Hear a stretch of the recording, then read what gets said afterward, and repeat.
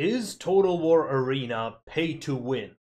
In the light of recent changes, especially the buffs to the premium units, that has been the question on everybody's mind. So today, let's answer that. Per usual, what we logically have to do is compare the stats and the abilities of the premium units versus the maximum upgraded units of the same tier.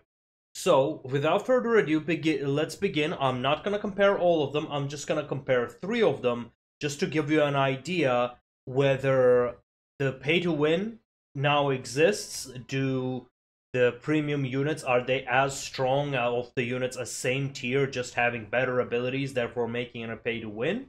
Or are they still inferior, just a little bit more competitive? And by competitive, I mean are able to put up a half-decent fight at least. So, let's begin. First, I'd like to take a look at Tier 5, because that is where the competitive has been announced to take place. So, for Tier 5 Romans, we have got Retentus, which are I believe, medium infantry or heavy infantry, I am not sure. But regardless, let's take a look at their stats in comparison to the unit of same tier, Principes. Now, my Principes have all the upgrades, so we are going to be able to see the difference. So let's take a look. So Retentus has got 373 aggression versus 342 plus 55, so Principes win. 567 defense, 581 defense plus 79, so Principes win again. 556, what's its name, health thingy, survivability I think it is called, versus 466 plus 121, so I believe Principes barely win. And mobility wise, they are both the same, except Principes get plus 31 bonus from their equipment, making on tier 5 Principes directly the better unit in comparison. Now let's compare their abilities, and the ability difference from what I'm seeing is stab versus parry, and parry in my opinion is the best strike in the game. It doesn't do more damage, but it gives you 40% melee defense temporarily, so that's always a good one. In addition, they have Roma Invicta, I believe, or Presence, I don't know, whatever it's called, but what it does give is plus 5% melee attack, 5% melee defense, and 10 morale to all the units in its range, which is, I believe, like a small range, so it will be able to affect all 3 of your units. I have tried it with my Legion 9s, as you can see, and it is fairly good. So in that regard, I will still have to go with Principes, because they're just better at everything, and Principes still have that Pilla, and Pilla is always good for whatever reason. You want to slow down the enemy? Pilla. You want to harass skirmishers? Pilla. You want to make shish kebab? Pilla. You want to pick your teeth? Pilla. Pilla is the solution to everything, except having too many pillas. Although, never mind, I just get distracted. Now let's take a look at another tier, tier 8, where the next tournament is going to take place. So seeing as how the tournament was taking place at tier 8, I've started leveling up my tier 8 units, and I'd like to make a more comprehensive analysis of the tier 8 Roman units. And a similar case is gonna appear on the rest of them. So without further ado, let's begin. I've got 3 different tier 8 Roman units over here. So first we've got Legio 9 Hispana, the tier 8 heavy infantry. Now let's compare them to the tier 8 Socii Extraordinari, which are medium Roman infantry. And as we can see, the stat differences are pretty clear. Luckily we have a very nice comparison tool, and let's see, the Legio Hispana has 36 more aggression score, which is pretty significant. Okay, it's fairly significant.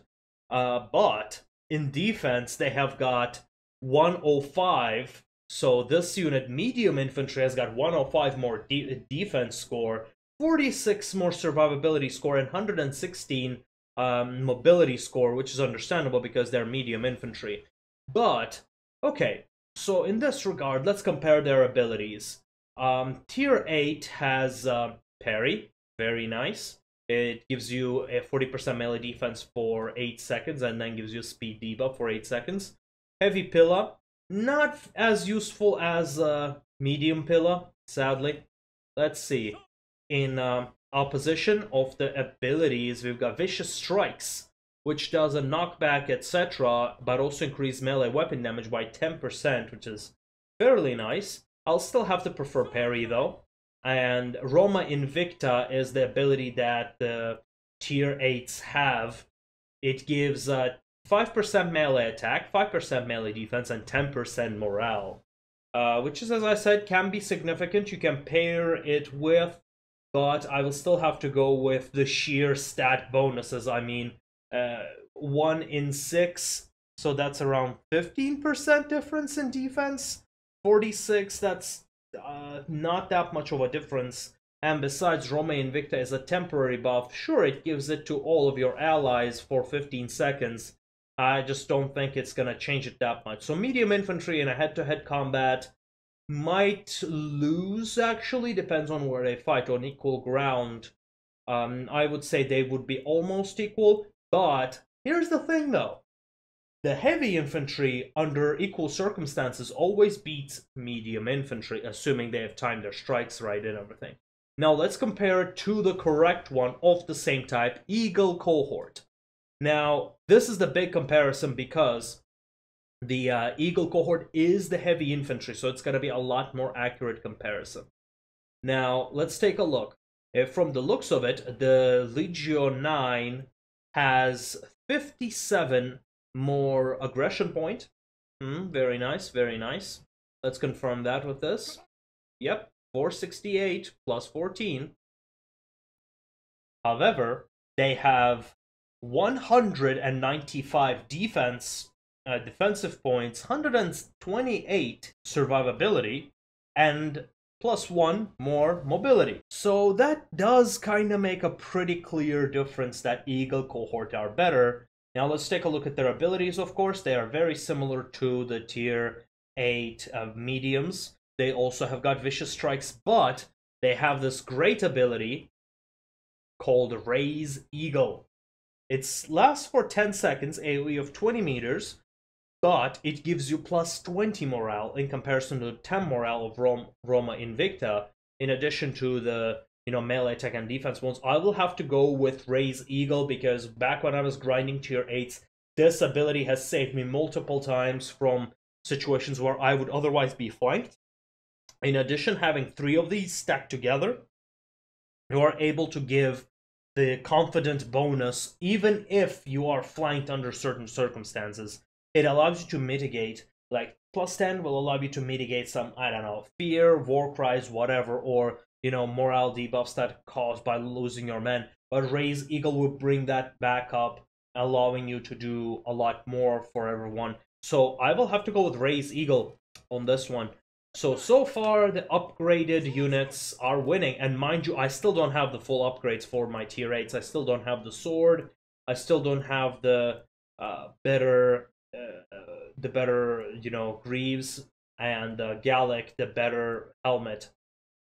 And for the tier 8, I still don't have my sword. So with that, wow.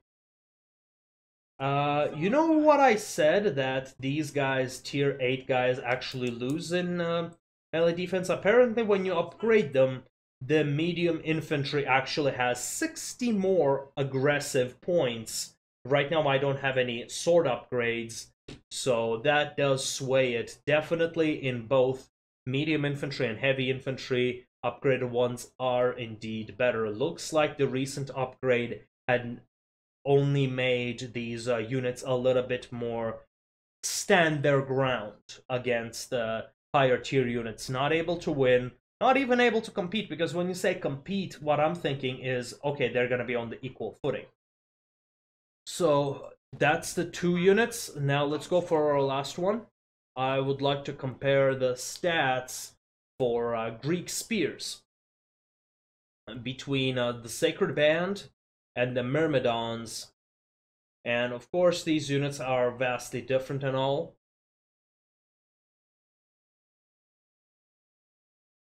Yes, so they're vastly different. You know, they've got vastly different abilities. I see a stab ability, I see a raised shield, while this one does not have a raised shield. Instead, it has the Sacred Bond, which is pretty gay if you ask me. But looking at their stats, so 311 aggression, 824 defense, 656 survivability, and 326 mobility against, well, distinctively lower stats. But when we talk about these upgrades, yeah, you see these extra points that are being given over here. And as such, without wasting anybody's time, I will have to say they will be at the same situation with their abilities. Oh, sorry, I mean the Eyeless. Wow, that one is, wow. That's a pretty good unit. It's a pretty good ability. As such, they're just getting outscaled by just about anything. They're not gonna be competitive in any way. Um, I don't think we're gonna see any of the premium units being used in the tournaments, at least unless, you know, those people don't have the units of tier 8, so they're forced to compete with these units. And so this concludes our analysis. I will have to give this 3-0 to the upgraded units. Under no circumstance do the premium units perform better than the upgraded units. This, I believe, concludes as it stands now. Arena is not pay to win. Well, thanks everybody for joining me, and we will see you next time. I hope you have enjoyed it. Don't forget to like and subscribe, and all that good stuff.